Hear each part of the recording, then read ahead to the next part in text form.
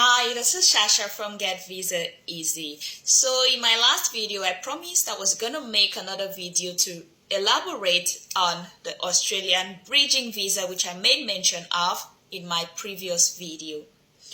However, for someone who is very interested in traveling to Australia, probably on a working visa, and you haven't watched my last video yet, what are you waiting for?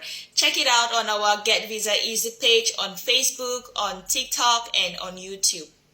Now let's come back to the matter at hand, the bridging visa. What is a bridging visa? A bridging visa is a visa that allows applicants or citizens in Australia who have certain visa circumstances which they cannot handle at the moment, the right to stay valid in the country until a decision is made on their valid visa applications. There are 5 types of bridging visas. We have the bridging visa A, the bridging visa B, the bridging visa C, the bridging visa D, and the bridging visa E.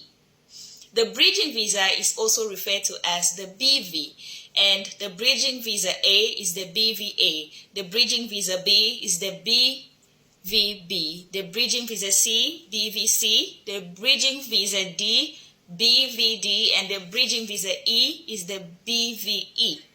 Let's talk about the bridging visa A.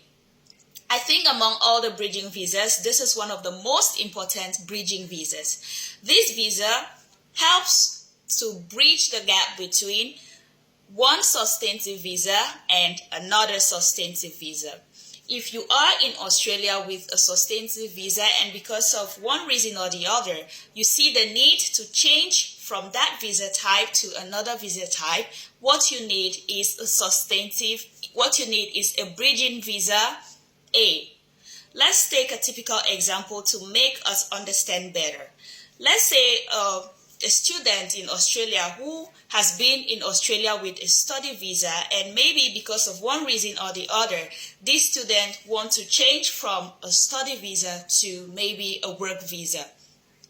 This student would need to apply for a bridging visa A. With a bridging visa A, it helps you to stay valid while a decision is being made on your valid visa application. You can hold a substantive visa alongside a bridging visa A. This is because in most cases, before a decision is being taken on your visa application, your previous substantive visa might expire before this time. So what keeps you valid is a bridging visa. That's why I think this visa it's a great idea. It makes a lot of sense. Now, with a bridging visa, you can travel outside of Australia, but you cannot come into Australia if you're just on a bridging visa A. All right.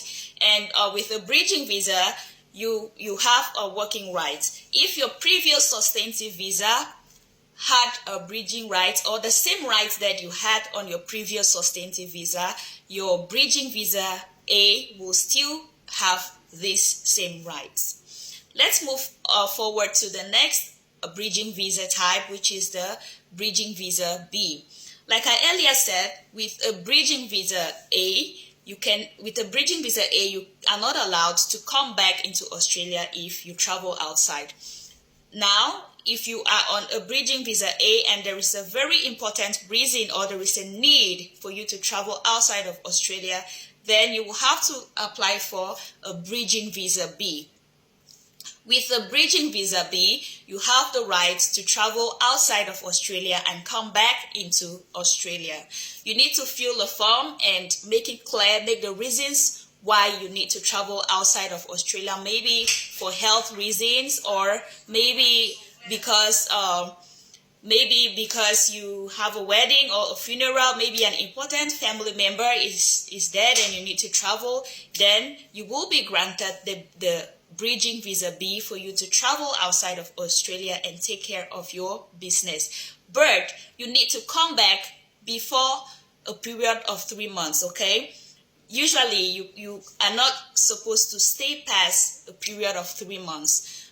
In your application, you need to mention when you will come back into Australia, or how long it's going to take for you to get done with whatsoever reason you're traveling outside of Australia. So with this bridging visa type, there is no working right, as it's just for you to travel outside and come back into Australia.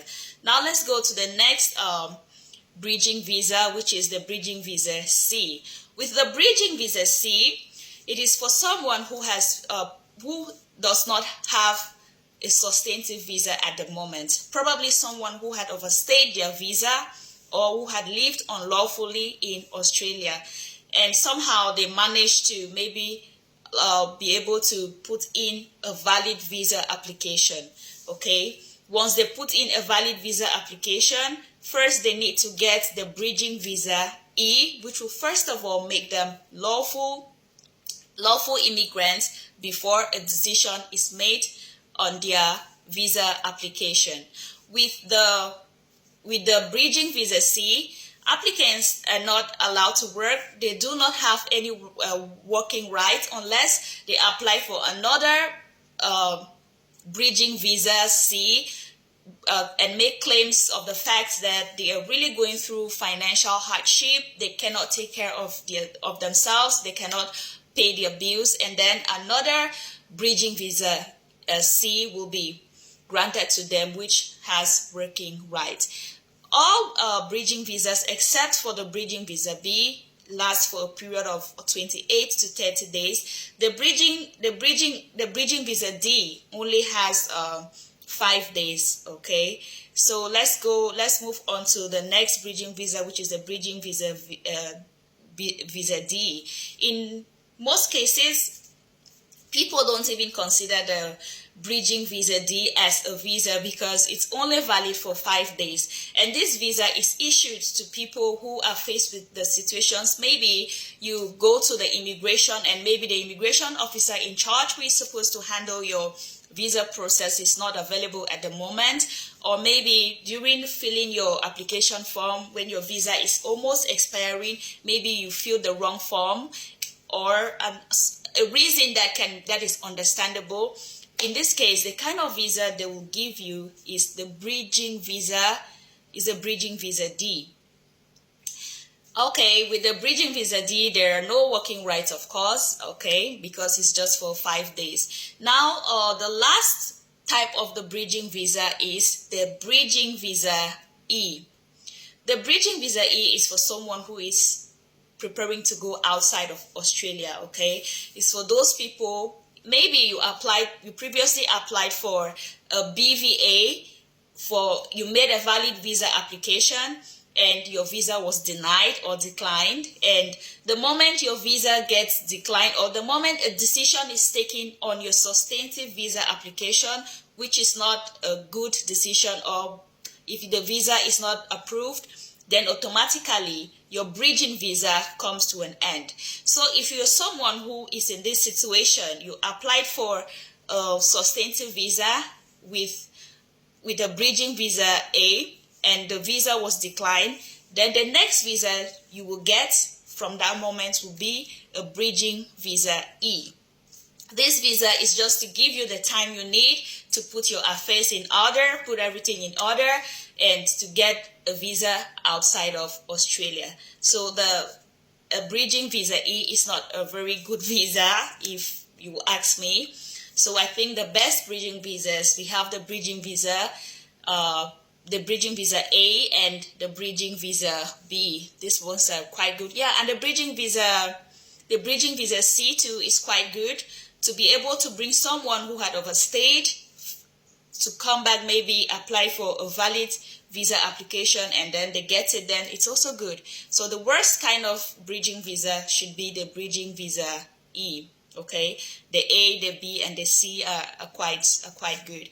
Okay guys, the video has been so long and I really don't like making long videos, and it's always a pleasure for me to bring you traveling information or visa information. Thanks for watching, and see you in our next video. Bye.